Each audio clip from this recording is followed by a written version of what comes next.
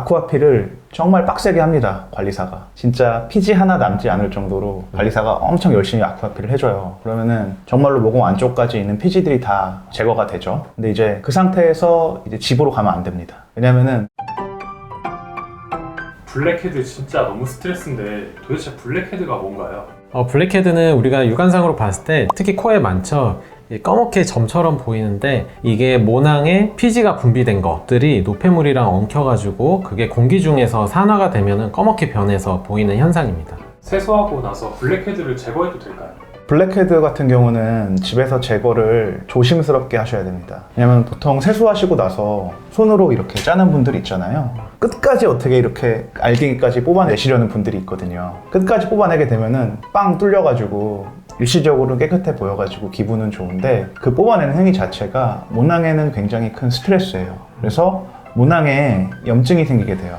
염증이 생기게 되면은 그 모낭이 섬유화라고 하죠. 섬유세포들이 모여들어가지고 모낭에 섬유 조직들이 늘어나면서 모낭이 점점 넓어지게 됩니다. 이게 반복되게 되면은 흉터까지도 발전할 수가 있고 더 이상은 좁혀지지 않는 상태가 될 수도 있어요. 그래서 집에서 제거하실 때는 반드시 올바른 방법으로 제거하셔야 됩니다. 블랙헤드를 제거하는 여러 제품들이 있잖아요. 예를 들어 코팩이라든가 네. 그런 걸 활용하는 건 어떤가요?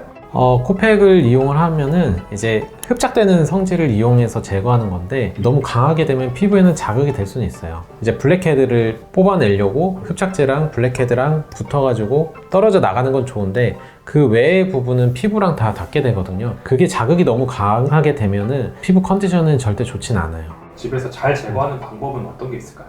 제가 추천드리는 거는요, 코에 레티놀 성분이나 뭐 아하나 바하 같은 이런 각질 용해 성분, 그런 화장품들 요새 많이 나오거든요. 화장품을 조금 발라놓거나 혹은 오일, 피지를 조금 녹여주고 막혀있던 모공 입구를 열어줄 수 있는 그런 제품을 조금 바른 다음에요, 미온수에 적신 그런 수건, 그런 걸로 한 5분 정도 찜질을 해줍니다. 그래서 충분히 피지가 부드러워지면은 절대 짜내시면 안 되고요. 면봉을 이용해서 윗부분만 살살 걷어내시는 게 좋아요. 그리고 나서 다시 세안, 일반적인 세안 하시면 됩니다. 이 방법이 제일 모낭을 자극하지 않고 안전하게 조금 블랙헤드, 보기 싫은 검은 것을 제거할 수 있는 방법인 것 같아요. 저는 개인적으로 클렌징 오일 사용하는 편인데요. 근데 단점도 있어요. 그걸로 많이 문대려고 오히려 너무 많은 횟수로 마찰을 일으키면 부드럽긴 하지만 피부를 오히려 자극을 줄 수 있고 더 건조하게 만들 수는 있거든요. 그래서 적당하게 하시는 게 가장 좋으세요. 블랙헤드가 잘 생기는 사람들의 특징이 있을까요?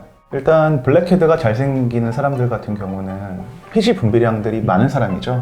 그러니까 결국 블랙헤드라는 게 이 모공 안에 피지샘이 붙어 있거든요. 이 피지샘에서 피지를 생산해서 모공 안쪽으로 생산된 게 켜켜이 쌓이다 보면은 이 안에 공간이 부족해가지고 그 밖까지 삐져나온 게 이제 블랙헤드인 거예요. 삐져나온 부분은 당연히 공기랑 만나면서 착색이 되면서 검해지고, 그러니까 피지 분비량이 많으신 분들이 보통 블랙헤드가 많습니다. 그럼 이런 블랙헤드를 좀 안 생기게 하는 방법이 있나요? 블랙헤드 같은 경우는 피지샘 분비량에 따라서 비례할 수 있기 때문에 그거를 줄이는 약을 복용하면 일단 도움은 돼요. 그러니까 뭐 예전에 로아큐탄이라던가 뭐 요즘에 이소티논 같은 거, 그런 약물을 복용하면은 피지샘이 수축되면서 피지 분비량이 감소가 되고 그래서 블랙헤드의 형성도 좀 막게 되고요. 그리고 먹는 약 말고도 디페린이나 뭐 아크리프 같은 거, 그런 연고를 바르시면은 피지 만들어내는 작용을 조금 막을 수가 있습니다. 환자분들이 실제로 블랙헤드로 진료를 받으러 오면은 사실 처음부터 약 처방을 하기가 참 어려운 경우가 많아요. 왜냐면은 얼굴 전반적으로 피지 분비량이 많으신 분들도 있지만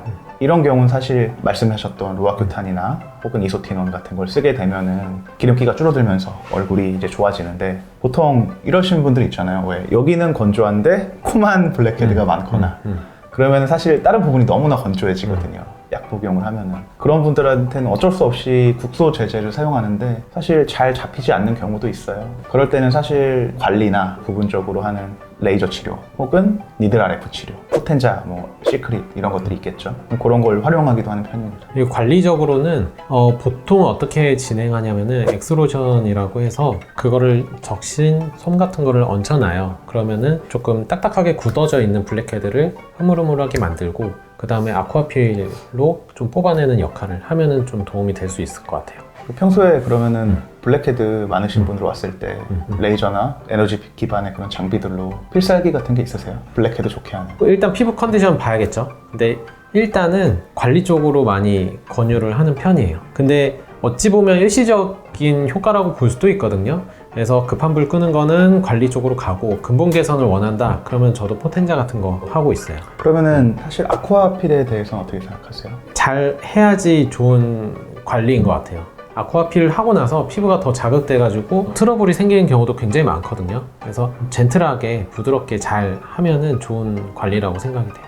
이제 저 같은 경우는 사실 블랙헤드 있으신 분들이 아쿠아필을 정말 많이 받는 관리거든요. 근데 그런 경우가 있어요. 예를 들면은 아쿠아필을 정말 빡세게 합니다. 진짜 피지 하나 남지 않을 정도로 관리사가 엄청 열심히 아쿠아필을 해줘요. 그러면은 정말로 모공 안쪽까지 있는 피지들이 다 제거가 되죠. 근데 이제 그 상태에서 이제 집으로 가면 안 됩니다. 왜냐면은 그 상태에서 모공을 줄이는 치료를 받아야 돼요. 아쿠아필로 그렇게 피지를 다 청소하는 게 시원하고 당장 피지가 없어지니까 보기는 좋은데 그렇게 다 청소한 상태로 집에 그냥 아무런 처치 없이 귀가해버리면은 피지샘을 더 오히려 자극하는 결과, 그래서 다음번에 블랙헤드가 쌓일 때는 똑같이 쌓이거나 오히려 더 심하게 피지가 분비되고 혹은 아까 말씀드렸듯이 모낭, 모공이 섬유화돼서 더 이상 줄어들지 않는 모공으로 될 수도 있으니까 주의하시길 바랍니다. 실제로 저희 블랙헤드 진료를 하다 보면 또 환자분들께서 이제 이게 블랙헤드인가요? 하는데 실제로 저희가 보면 블랙헤드가 아닌 것들이 있거든요.